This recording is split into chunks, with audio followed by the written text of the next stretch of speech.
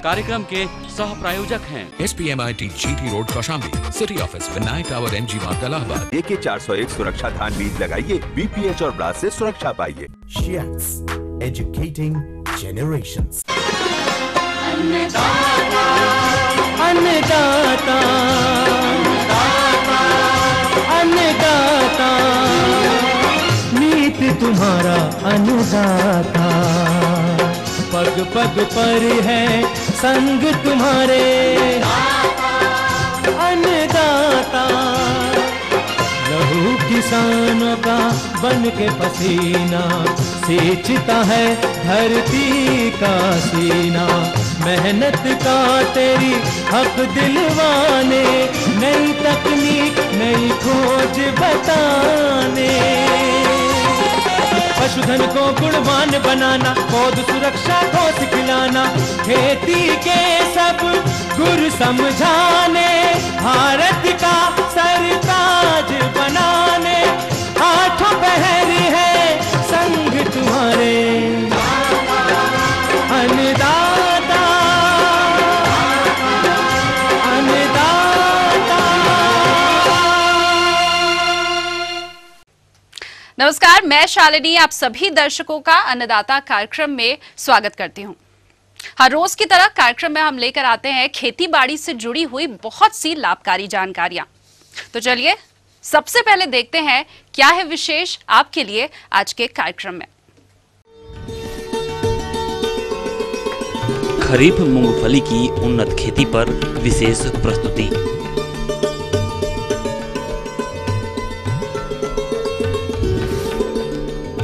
Broiler मुर्गियों के संतुलित आहार प्रबंधन पर जानकारी।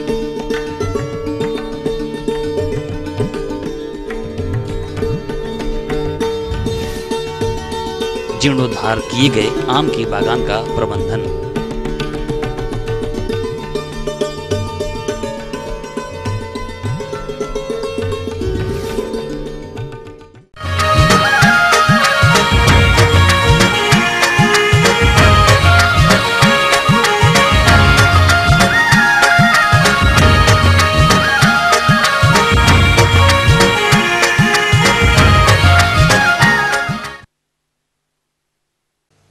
मूंगफली खरीफ की एक प्रमुख तिलहनी फसल है। जो किसान इसकी खेती करना चाहते हैं उनके लिए ये बुआई का उपयुक्त समय चल रहा है। अतः अगर आप उन्नतशील किस्मों का चयन करके वैज्ञानिक तकनीक से मूंगफली की खेती करेंगे तो निश्चित ही अच्छा उत्पादन प्राप्त होगा। तो आप किस प्रकार से करें मूंगफली की खेती, जानकारी के लिए देखिए कार्यक्रम की ये विशेष प्रस्तुति।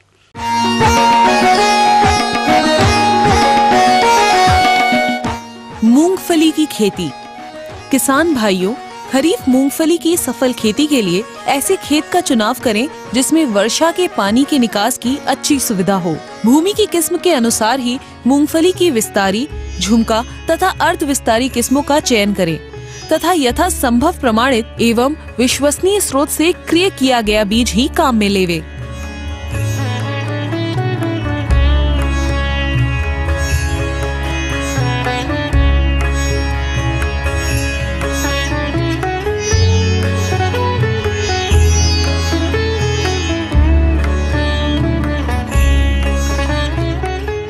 खरीफ मूंगफली की बुआई का उपयुक्त समय जून से मध्य जुलाई तक है। खेत की अच्छी तैयारी के बाद दीमक प्रभावित क्षेत्रों में क्यूनाल्फास 1.5% चूर्ण की 25 किलोग्राम मात्रा प्रति हेक्टेयर की दर से बुआई से पूर्व अंतिम जुताई के समय खेत में अच्छी प्रकार मिलाएं। सफेद तट के प्रकोप वाले क्षेत्रों में फोरेट 10% का, क्यूनाल्फास 5% या कार्बोफ्यूरान 3% 25 किलोग्राम प्रति हेक्टेयर की दर से बुआई के समय देवें। यदि ऐसा नहीं कर पाए हैं तो क्लोरोपाइरीफॉस 20% या क्विनाल्फास 25% की 2 लीटर मात्रा से प्रति 80 किलोग्राम बीज को उपचारित कर बुआई करें। बीज के जरिए फफूंद जनित रोगों की रोकथाम हेतु प्रति किलो बीज को 3 ग्राम थायरम या कैप्टान अथवा 2 ग्राम मैंकोजेब या कार्बेंडेजियम से उपचारित करें। कालर सड़न तथा उकठा रोगों के प्रकोप से फसल को बचाने के लिए 4 से 8 ग्राम ट्राइकोडर्मा से प्रति किलो बीज का उपचार लाभदायक पाया गया है। इन उपचारों के बाद 500 ग्राम राइबोजिनियम कल्चर से भी प्रति हेक्टेयर की दर से बीज का उपचार करें। ऐसा करने से परिस्थितियों के अनुसार 10 से 20 किलोग्राम से प्रति हेक्टेयर की दर से नत्रजन की बचत होती है। इतनी ही मात्रा से पीएसबी के कल्चर से बीज उपचार करने से भूमि में उपलब्ध फास्फोरस की उपलब्धता बढ़ जाती है। झुमका किस्मों का 100 किलोग्राम, विस्तारी किस्मों का 60 से 70 किलोग्राम तथा अर्ध विस्तारी किस्मों का 80 से 85 किलोग्राम बीज प्रति हेक्टेयर की दर से काम में लेवे। झुमका किस्मों की बुआई 30 सेंटीमीटर तथा विस्तारी एवं अर्ध विस्तारी किस्मों की बुआई 40 से 45 सेंटीमीटर की दूर स्थित कतारों में 3 से 4 सेंटीमीटर की गहराई पर करें। झुमका किस्म में पौधों से पौधों की दूरी 10 सेंटीमीटर तथा अन्य किस्मों में लगभग 15 सेंटीमीटर रखें। मूंगफली की अच्छी पैदावार के लिए असिंचित फसल में 10 किलोग्राम नत्रजन एवं 30 किलोग्राम फास्फोरस तथा सिंचित फसल में 20 किलोग्राम नत्रजन एवं 50 से 60 किलोग्राम फास्फोरस प्रति हेक्टेयर की दर से बेसल डोज के रूप में बुवाई के समय खेत में उर कर देवें। इसके अतिरिक्त 250 किलोग्राम प्रति हेक्टेयर की दर से जिप्सम भी देवें। मूंगफली के खेत को कम से कम 1 माह तक खरपतवारों से मुक्त रखना आवश्यक है। इस हेतु परिस्थिति अनुसार यथोचित क्रिया अपनाएं। बुआई के 30-35 दिनों बाद झुमका किस्मों के पौधों पर मिट्टी चढ़ाएं। मूंगफली की सुइयां बनना शुरू होने के बाद जमीन की छेड़छाड़ नहीं करें। फसल में फूल आते समय, सुइयां एवं फलियां बनते समय भूमि में यथोचित नमी का रहना आवश्यक है। इस बात को ध्यान में रखकर सुविधा होने की स्थिति में 2 से 3 सिंचाई करें।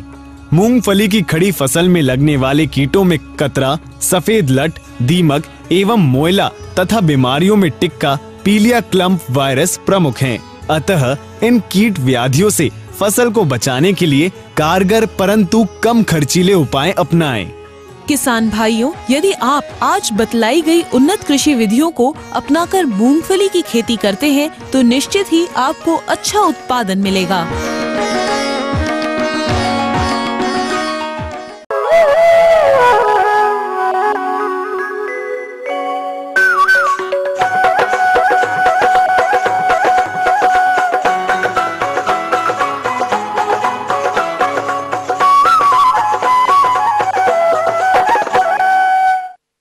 कृषि सह व्यवसायों में आज का सबसे उभरता हुआ व्यवसाय है मांस हेतु ब्रायलर मुर्गियों का पालन। तो अगर आप भी ब्रायलर मुर्गियों का पालन कर रहे हैं तो आपको पता ही होगा कि इस व्यवसाय में सबसे अधिक खर्च मुर्गियों के आहार पर ही होता है। अगर आप इनके आहार में लापरवाही करते हैं तो इसका विपरीत प्रभाव लागत खर्च के साथ साथ इस व्यवसाय से मिलने वाले लाभ पर भी पड़ेगा। इसलिए मुर्गियों का आहार प्रबंधन किस तरह से करना है, जानते हैं कृषि विश्वविद्यालय पंतनगर के वैज्ञानिक डॉक्टर सीबी सिंह से। ब्रॉयलर उत्पादन, अंडा उत्पादन और बैकयार्ड मुर्गी पालन की तुलना में किसान के लिए बहुत ज़्यादा लाभकारी हो सकता है अगर किसान जरा सा इससे सूझबूझ या तकनीकी नई तकनीकी को अपना करके इस व्यवसाय को अपनाता है। और इस व्यवसाय को और अधिक लाभकारी बनाने के लिए किसान या ब्रॉयलर पालक के लिए आवश्यक है कि उसके जो मुख्य या जो महत्वपूर्ण पहलू हैं उन पर विशेषकर जो ध्यान दिया जाए। जैसे खासकर इसमें अगर हम देखें तो जो प्रमुख पहलू हैं उसमें सबसे प्रथम पहलू आता है इसमें चूजे या प्रजाति का चयन करना, अच्छी आवास व्यवस्था उनको उपलब्ध कराना, दूसरा पशु पोषण व्यवस्था या आहार व्यवस्था जो है, और चौथा जो है प्रमुख रोग और उनका समय से निदान करना। इन 4 पहलुओं में अगर मुर्गी पालक या ब्रॉयलर पालक ध्यान देता है तो ये निश्चित उस किसान के लिए या ब्रॉयलर पालक के लिए एक लाभकारी व्यवसाय सिद्ध हो सकता है। इन 4 पहलुओं में अगर हम देखें तो इस व्यवसाय पर लगने वाली कुल लागत का लगभग 70 से 75% भाग जो है केवल अकेले जो है आहार व्यवस्था पर खर्च होता है। तो इस दृष्टि से अगर हम देखें तो आहार व्यवस्था और भी एक महत्वपूर्ण पहलू जो है मुर्गी पालक या ब्रॉयलर पालक के लिए हो जाता है इसमें। तो खासकर ये आवश्यक है कि मुर्गी पालक जो किसान भाई हैं हमारे उस आहार व्यवस्था पर विशेषकर ध्यान दें और ब्रॉयलर पालन से अधिक लाभ अर्जित करने के लिए ये आवश्यक है कि उनको जहाँ तक हो सके वहाँ तक जो है संतुलित आहार पर ही पालने की कोशिश करें। उसमें जो है सामान्यतः ब्रॉयलर पालन में हम 2 प्रकार का आहार जो देने की संस्तुति करते हैं। इसमें 1 दिन की आयु से लेकर के 4 सप्ताह की आयु तक जो आहार दिया जाता है उसको आरंभिक राशन या स्टार्टर राशन बोलते हैं। और इसमें सामान्यतः जो प्रोटीन परसेंटेज होती है वो 23-24% तक होती है और एनर्जी जो है उसमें 2800-2900 किलो कैलोरी तक होती है। और 4 सप्ताह से 5 सप्ताह या बाजार में बेचने की आयु तक जो आहार दिया जाता है उसको अंतिम राशन या फिनिशर राशन बोलते हैं। उसमें प्रोटीन परसेंटेज 22-23 तक और एनर्जी 27-28 किलो कैलोरी तक होती है। उसमें आहार देते समय जो हमारे मुर्गी पालक या जो ब्रॉयलर पालक किसान भाई हैं उसको विशेषकर जो है आहार की प्रबंधन पे विशेषकर ध्यान देना चाहिए। जैसे कि कभी भी आहार जो है जो आहार के जो बर्तन होते हैं, फीडर्स होते हैं, एक तो उनको हमेशा जो है कभी भी ऊपर तक नहीं भरने चाहिए। 1/4 जो है आहार का बर्तन जो है या फीडर्स वो खाली रखने चाहिए। दूसरा जो है हमेशा जो फीडर्स हैं वो चूजे और बड़े पक्षियों की आयु के अनुसार जो है पक्षियों को उपलब्ध कराने चाहिए। जैसे खासकर जो है ब्रॉयलर पक्षियों में जब हम ब्रूडिंग करते हैं तो ब्रूडिंग के 4-5 दिन तक आहार जो है ब्रूडर के अंदर जो पेपर पर ही छिटक करके दिया जाता है। उसके बाद में उसमें चिक फीडर जो है वो उपलब्ध कराए जाते हैं। और जैसे जैसे उनकी एज बढ़ती जाती है फीडर जो है दूसरे रूप में या उनकी आयु के अनुसार फीडर जो है वो बदल दिए जाते हैं। दूसरा जो है आहार को संतुलित बनाने के लिए यदि संभव हो तो अपने स्थानीय आहार अवयव को उचित रेशियो में या उचित मात्रा में मिला करके हम जो है स्वयं आहार भी तैयार कर सकते हैं। और इसमें खासकर अगर हम देखें तो इसमें आपका मक्का, गेहूँ, चावल, सोयाबीन और दूसरे तत्व जो इसमें प्रॉपर रेशियो में मिला करके बनाए जाते हैं तो आहार संतुलित भी होता है और आहार जो है सस्ता भी होता है।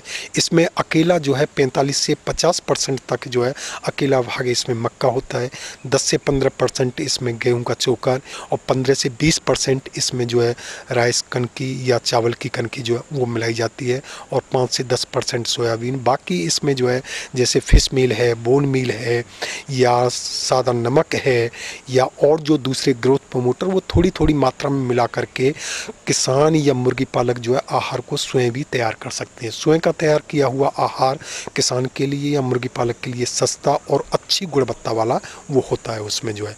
दूसरा जो है आहार के भंडार से संबंधित भी जो मुर्गी पालक या जो किसान भाई हैं उनको विशेषकर ध्यान देना चाहिए। उसमें जो है कभी भी लंबे समय के लिए आहार को जो है फार्म पे वो स्टोर नहीं करना चाहिए, भंडारित नहीं करना चाहिए, क्योंकि खासकर जैसे बरसात के समय अगर हम लंबे समय के लिए भंडारण करते हैं उसमें तो उसमें अल्फा टॉक्सिन जो है इसमें होने की संभावना रहती है और उसमें जो फंगस जनित एक बीमारी होती है और उससे मृत्यु दर की संभावना जो है पक्षियों में बढ़ जाती है उसमें जो है। दूसरा जो आहार दिन में कम से कम 2 या 3 बार देना चाहिए जिससे पक्षियों को उनकी आवश्यकता अनुसार आहार उपलब्ध हो सके और एक साथ देने से या बर्तन अधिक भरने से आहार की जो बर्बादी होती है वो उसको हम जो बचा सकते हैं उसमें जो है।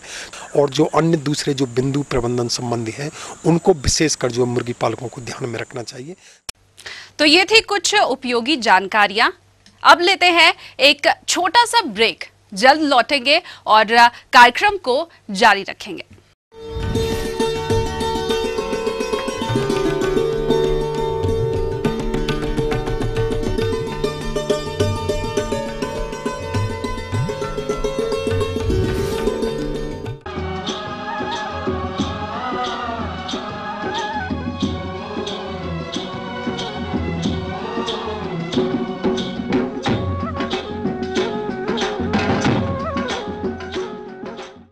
ब्रेक के बाद एक बार फिर से आप सभी दर्शकों का अन्नदाता कार्यक्रम में स्वागत है। बढ़ते हैं अगली प्रस्तुति की ओर।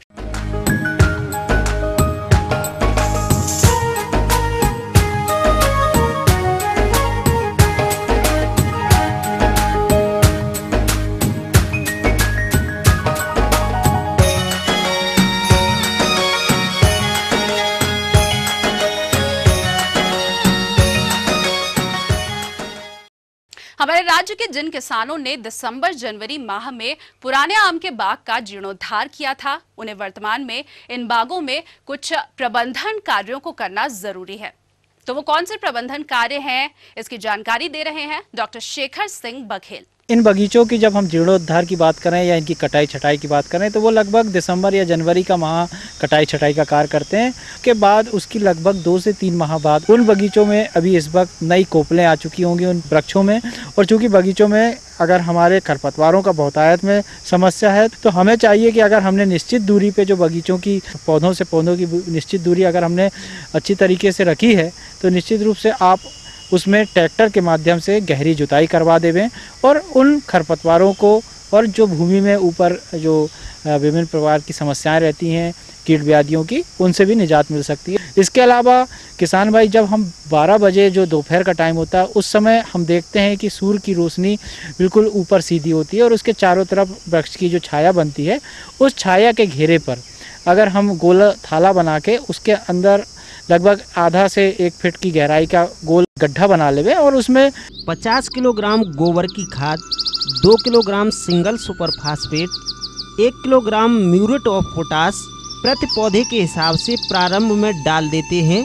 और जब नई शाखाएं निकलना शुरू हो जाती हैं तब 2.5 से 3 किलोग्राम नत्रजन प्रति पौधे के हिसाब से प्रयोग की जाती है।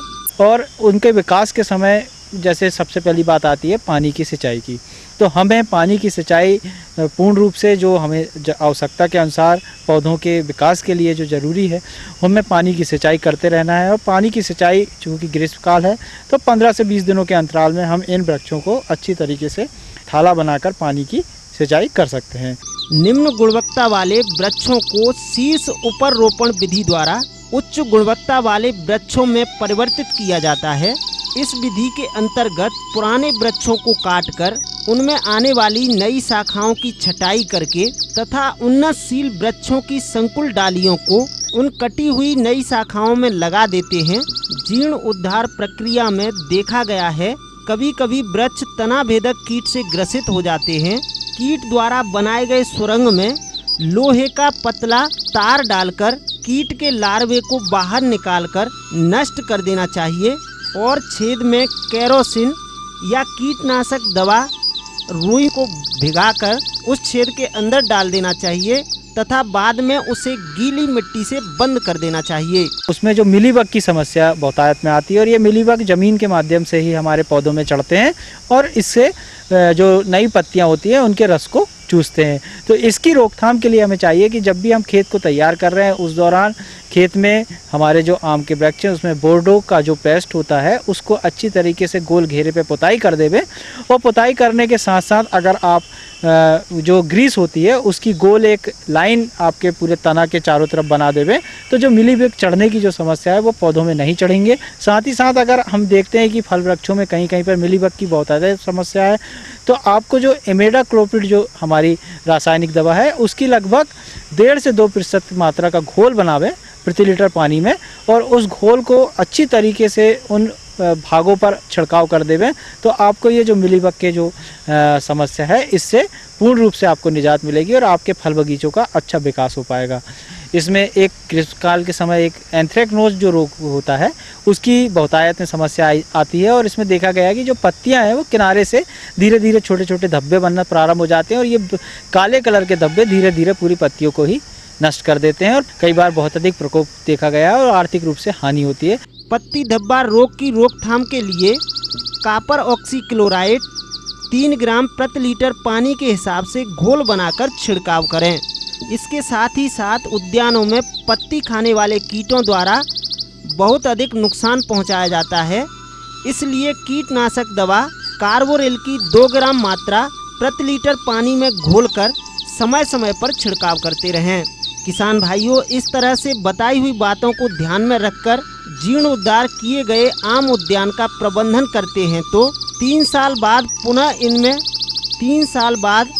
पुनः इनसे अधिक उपज प्राप्त की जा सकती है।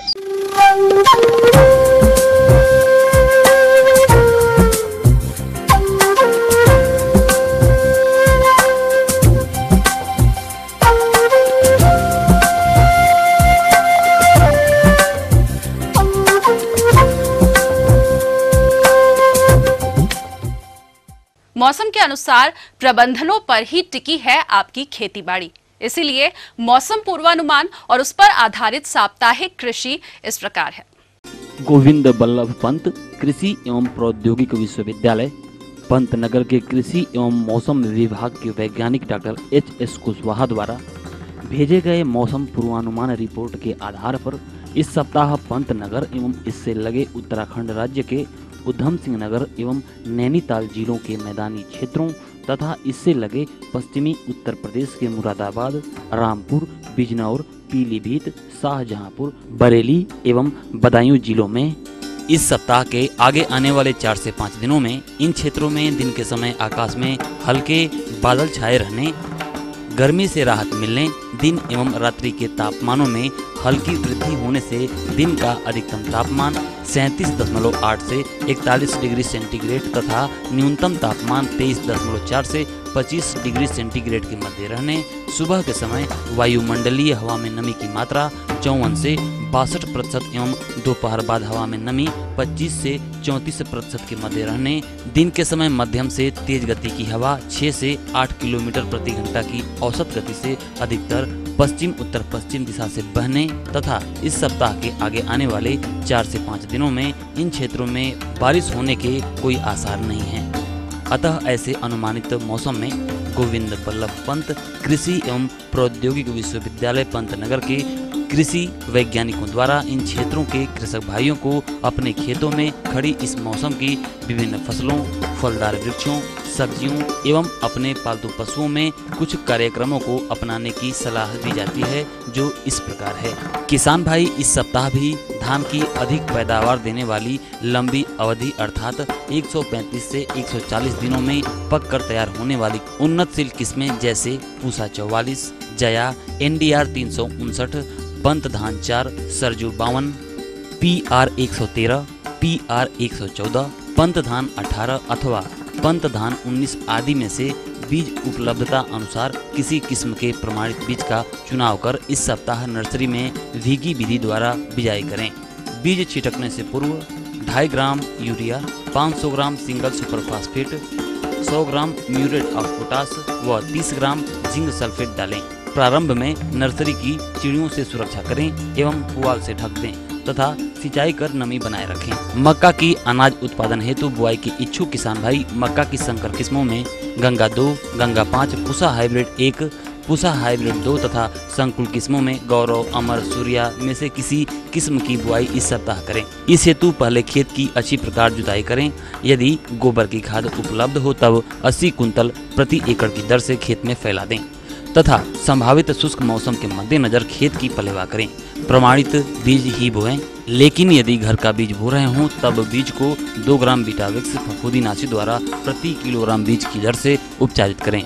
छोटी अवस्था की ज्वार की फसल को पशुओं को कदापि न चरने दें, न ही खिलाएं, क्योंकि इस अवस्था की फसल में एक जहरीले पदार्थ अर्थात हाइड्रोजन साइनाइड अम्ल की मात्रा अधिक होती है, जिसे पशुओं द्वारा खा लेने से मृत्यु भी हो सकती है। अतः विशेष ध्यान रखें कि 50% फूल आने के बाद ही ज्वार को चारे के रूप में पशुओं को खिलाना चाहिए।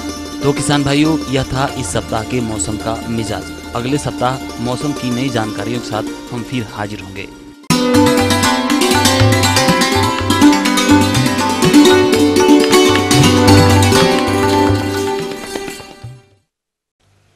अन्नदाता हेल्पलाइन निशुल्क फोन संपर्क सेवा के माध्यम से आपके द्वारा पूछे गए प्रश्नों में से 1 या 2 महत्वपूर्ण प्रश्नों को हम अपने कार्यक्रम में शामिल करते हैं और इसी के तहत आज का चयनित प्रश्न और उसका जवाब अब देखिए। निःशुल्क अन्नदाता हेल्पलाइन में आज हमने जिस प्रश्न को शामिल किया है उसे पूछा है कुठौड़ जालौन के राजमोहन गौड़ ने। आपने दुधारू पशुओं के आहार में खनिज लवण के महत्व और इसे घर पर ही बनाने की तकनीक पर जानकारी चाहिए। पशुपालन क्षेत्र में दूध उत्पादन बढ़ाने में वांछित सफलता तभी मिल सकती है पशुपालकों द्वारा पशुओं के कुपोषण को कम किया जाए, रख रखाव का ध्यान दिया जाए। उत्पादन हेतु पशुओं को खनिज लवण मिश्रण खिलावें। पशु आहार में मुख्य पोषक तत्व में पानी, शर्करा पदार्थ, वसा, प्रोटीन के अतिरिक्त खनिज लवण व विटामिनों की आवश्यकता अधिक रहती है। अतः इन सभी की आपूर्ति चारा फसलों के द्वारा व बांटों से होती है। हरे चारे वाली फसलों में पशुओं की अधिकतर पौष्टिकता पशुओं की आवश्यकता पूर्ण होती है। वह विटामिन की कमी रहती है, किंतु खनिज लवण तत्वों की कुछ मात्रा की कमी रहती है। पशुओं के शरीर में करीब 3 से 4% भाग खनिज लवण का होता है। इसी मात्रा में खनिज लवण मिलाने पर पशु स्वस्थ रहता है व वांछित विकास करके भरपूर उत्पादन दे सकता है। खनिज लवण पशु शरीर की सामान्य प्रक्रियाओं में सहयोग करने के साथ साथ उनके अस्थि निर्माण, प्रोटीन, रक्त निर्माण, दूध निर्माण आदि सभी के लिए आवश्यक है। पशु शरीर में करीब 40 प्रकार के खनिज लवण पाए जाते हैं। इनमें से 7 तत्वों की अत्यधिक मात्रा की आवश्यकता होती है। करीब 13 तत्व नियमित तौर पर कम मात्रा में आवश्यक होते हैं, अतः विशिष्ट तौर पर अलग मात्रा में उपस्थित रहते हैं। पशु शरीर में खनिज लवण तत्व मुख्य रूप से अधिक मात्रा में जो आवश्यकता है वो कैल्शियम, फास्फोरस, पोटेशियम, सोडियम, नमक, क्लोरीन, मैग्नीज जो 2-6% आवश्यक होता है। कम मात्रा में आवश्यक है वो तांबा, कोबाल्ट, जस्ता, आयोडीन, लोहा, मैग्नीज आदि तत्व है जो ओनली 0.025% आवश्यक है। अतः उपरोक्त मात्रा में पशु आहार में उपस्थित रहते हैं। खनिज लवण पशुपालक लोग अपने घर पे भी तैयार कर सकते हैं। 100 किलो खनिज लवण मिश्रण तैयार करने को जो केमिकल आवश्यक है, 10 केमिकल हैं, उनको मैं आपको मात्रा के हिसाब से बता रहा हूँ कितना चाहिए। सबसे पहले अपन डाई कैल्शियम फॉस्फेट लेंगे जो 100 किलो के लिए 55 किलो की आवश्यकता होगी। सेकंड नंबर सोडियम क्लोराइड जो कहते हैं साधारण नमक, वो 100 किलो में 30 किलो की आवश्यकता रहती है। तीसरा है कैल्शियम कार्बोनेट या खड़िया कहते हैं जिसे, जो 100 किलो के लिए 11.052 kg। चौथा है आपको मैग्नीशियम कार्बोनेट जो कि आपको 3 किलो 100 किलो के लिए चाहिए। नेक्स्ट है आपके फेरस सल्फेट जो कि आधी किलो 100 किलो के लिए चाहिए।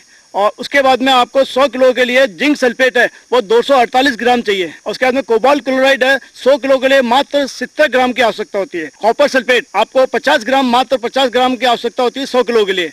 और मैग्नीज डाइऑक्साइड 70 ग्राम की आवश्यकता 100 किलो के लिए। पोटेशियम आयोडाइड की मात्र 10 ग्राम की आवश्यकता होती है। इस प्रकार ये 100 किलो मिश्रण के लिए ये फॉर्मूला आप अपना सकते हैं। किस तरह से तैयार करना है तो उसके लिए अपन को सबसे पहले सभी जो केमिकल है शुद्ध रूप से सूखे होने चाहिए। दूसरा है खनिज लवण उचित मात्रा में जो आपको बताई हुई है उस मात्रा में तोल कर अलग अलग बारीक पाउडर के रूप में पीस लेवे। तीसरी चीज है सबसे पहले उन केमिकल को आप मिलाएं जो कम मात्रा में है, जैसे पोटेशियम आयोडाइड है, कॉपर सल्फेट है और फेरस सल्फेट है। इस तरह के केमिकल है, 6 केमिकल है, इसको आप मिला के मिक्स कर लें। फिर धीरे धीरे सभी रसायन को एक के बाद में एक मिलाते जाएं। पूरी तरह मिलाने पर आवश्यकता अनुसार इसकी 1-1 किलो में आप पैकिंग कर सकते हैं। खनिज लवण मिश्रण खिलाने के क्या क्या फायदे हैं? सबसे पहले पशु की शारीरिक वृद्धि अच्छी होती है। दूसरा है पशु शीघ्र व समय पर प्रजनन योग्य हो जाता है। तीसरा है पशु के ब्याने के बाद उचित समय पर गर्मी में पशु आता नहीं है तो वह गर्भित हो जाता है। चौथा है पशु समय पर ब्याता है। पांचवा है ब्याते समय कैल्शियम की कमी नहीं होने से पशु को जो दूध ज्वर जैसे कहते हैं मिल्क फीवर से बचाता है। नवजात जो बच्चा है वो भी स्वस्थ रहता है और पशु का दूध उत्पादन भी बढ़ता है और इसको खिलाने से पशु कमजोर नहीं होते। कास्कार जो खिलाता है को अपने घर पे बना सकता है। इसकी यदि कास्कार घर पे बनाए तो इसकी कॉस्ट 30 से 35 रुपए किलो पड़ सकती है। खनिज लवण खिलाने की विधि, पशु को आप गाय, भैंस, सांड इनको 30 से 50 ग्राम प्रति पशु प्रतिदिन देना चाहिए। और इनको खासकर चाहे तो इसको दाने में मिला दे सीधा कि दाने का 100 किलो दाने पर 1 किलो मिनरल मिक्सर सफिशिएंट है। खनिज लवण बाजार में भी विभिन्न नामों से विभिन्न कंपनियों द्वारा मिल सकते हैं। हम ये उम्मीद करते हैं कि आज का कार्यक्रम आप सभी दर्शकों के लिए उपयोगी रहा होगा। किसान भाइयों, अन्नदाता आपकी सेवा के लिए संकल्परत है। कृषि संबंधित समस्या और सुझावों के लिए आप हमें इस पते पर संपर्क कर सकते हैं। प्रोड्यूसर अन्नदाता, ETV Uttar Pradesh Uttarakhand, Ramoji film city, Hyderabad 501512। साथ ही आप हमें ईमेल भी कर सकते हैं। हमारा ईमेल आईडी है annadata.up@etv.co.in। इसके अतिरिक्त आप हमें निःशुल्क हेल्पलाइन नंबर 180042544085 पर शाम को 5 से 6 बजे के बीच संपर्क कर सकते हैं। और अब आइए दिखाते हैं आपको कल दिखाए जाने वाले कार्यक्रम की मुख्य झलकियां।